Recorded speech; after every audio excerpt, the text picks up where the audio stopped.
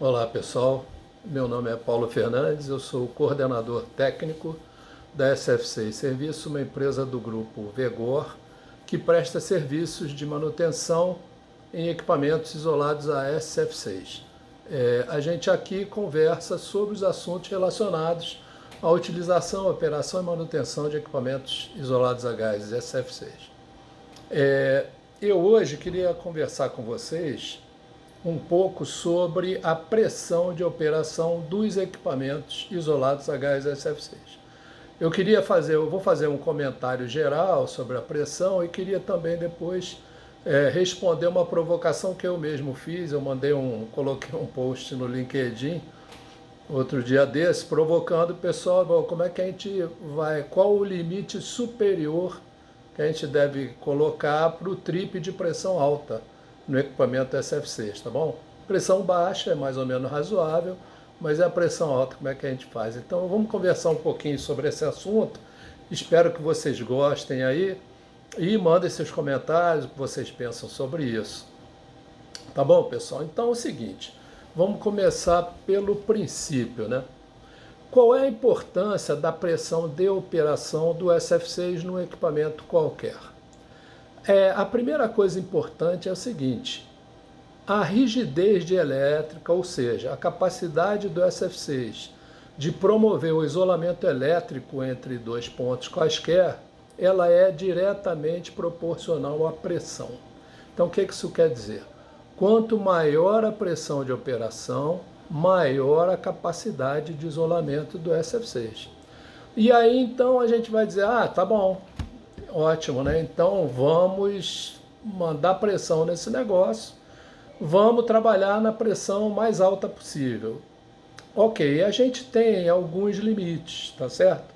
O primeiro limite, que é o mais conhecido, mais óbvio, é que o SF6 ele se comporta como um gás perfeito dentro de certos limites de pressão. Então, o gás perfeito, o que isso quer dizer?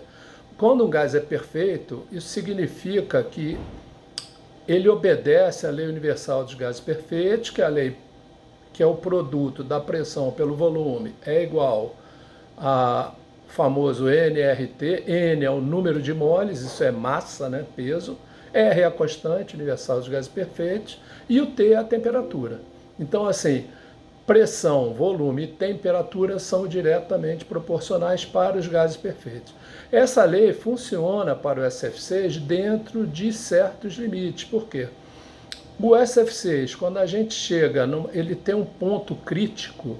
O ponto crítico é aquele ponto em que o gás ele deixa de obedecer à lei dos gases perfeitos universais. Esse ponto crítico é uma combinação de pressão com temperatura. Então, no SF6, por exemplo, a temperatura ambiente, a pressão crítica dele é de 40 bar, ou aproximadamente 40 atmosferas. O bar é quase uma atmosfera, né? Então, nessa pressão, ele se liquefaz.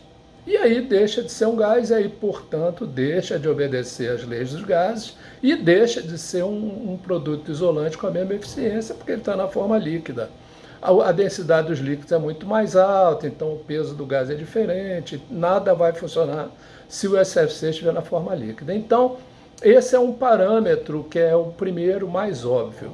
Segundo parâmetro, como é que a gente vai escolher essa pressão de operação? É preciso que um equipamento que funciona sob pressão, ele precisa resistir àquela pressão, ou seja, o equipamento precisa ter uma integridade mecânica que suporte aquela pressão que a gente vai submetê-lo.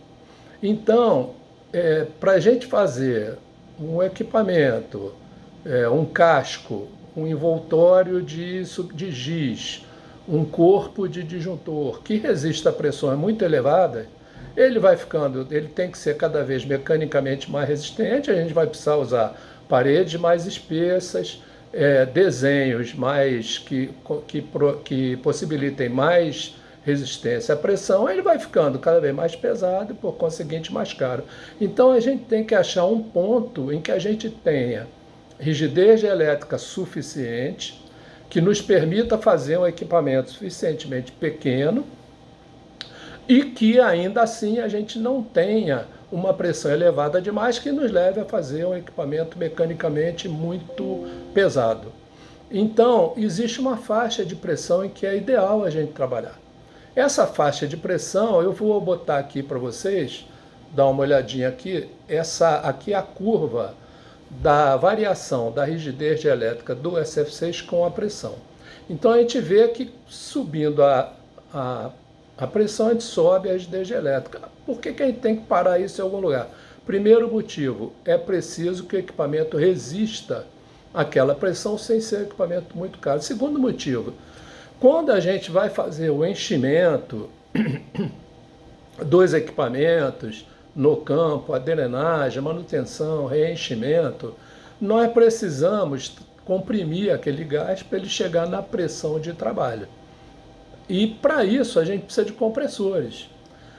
Um compressor que trabalha em pressões muito elevadas também, da mesma forma, é um equipamento muito grande, muito pesado, muito caro. Existe entre os compressores disponíveis comercialmente, aqueles que vão até a faixa de 8 a 10 bar, são compressores muito mais portáteis, muito mais baratos, muito mais fáceis de manusear do que os compressores de alta pressão. Um compressor para passar dos 40 bar, que é o que a gente precisa para liquefazer o SF6, ele é um compressor necessariamente muito grande, muito potente, é caro. Então esse tipo de compressor ele é utilizado, como por exemplo nós aqui na nossa planta temos esse tipo de compressor para poder proceder à liquefação do gás e poder manusear esse gás, trabalhar de forma mais fácil. Então existe uma faixa boa de trabalho, que é justamente essa faixa aí entre 6 e 10 bar.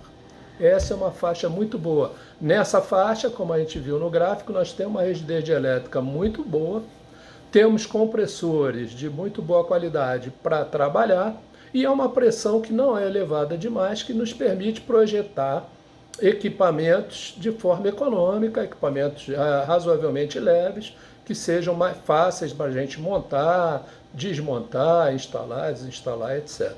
Certo, pessoal? Então aí vamos voltar para a nossa pergunta inicial, para a nossa provocação inicial.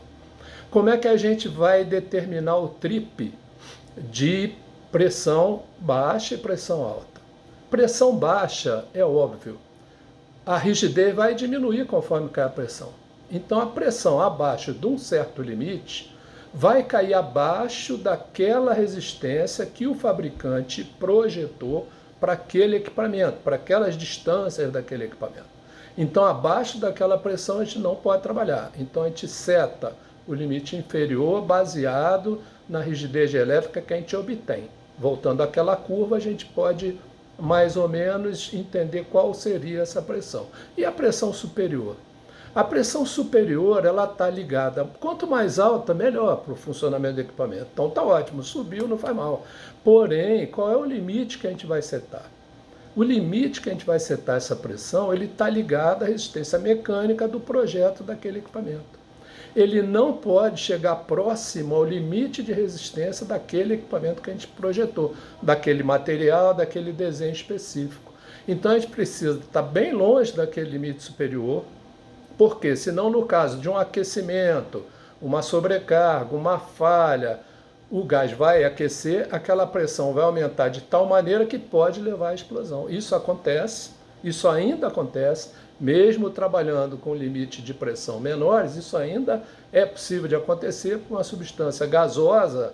No caso de uma liberação de energia muito grande, ela se expande de maneira muito súbita. E aí não há tempo de desligar nada, ele pode explodir. Mas isso só vai acontecer em caso de falhas muito severas. Então esse limite superior, a gente tem uma margem mais confortável para trabalhar, porém a gente vai estar sempre limitado pelo projeto mecânico daquele equipamento. Tá bom, pessoal? Espero que essa conversa de hoje tenha ajudado aí nesse sentido. Então é muito mais tranquilo a gente setar o limite superior, a gente não precisa estar preocupado com um valor muito exato, por isso que você vai ver na maioria dos densímetros, manômetros, como esse que eu vou botar, esse retrato que vocês estão vendo aqui, essa figura é um manômetro, Você vê que a parte verde ela é muito grande, isso é comum em todos os manômetros. Por quê? E o limite superior de pressão de fato é muito amplo, por isso a parte verde do manômetro é muito maior que a parte vermelha. Tá bom, pessoal? Espero ter ajudado aí mais uma vez. Obrigado aí você que assistiu o vídeo. Se você achou que foi bom para você, que te interessou, por favor, dá o seu like. Não esqueça de se inscrever no nosso canal, liga aí o alarme para saber quando tiver vídeo novo. E compartilhe com seu amigo, seu colega de trabalho aí que você acha que pode se interessar por essas informações. Um grande abraço a todos, muito obrigado e até o próximo vídeo.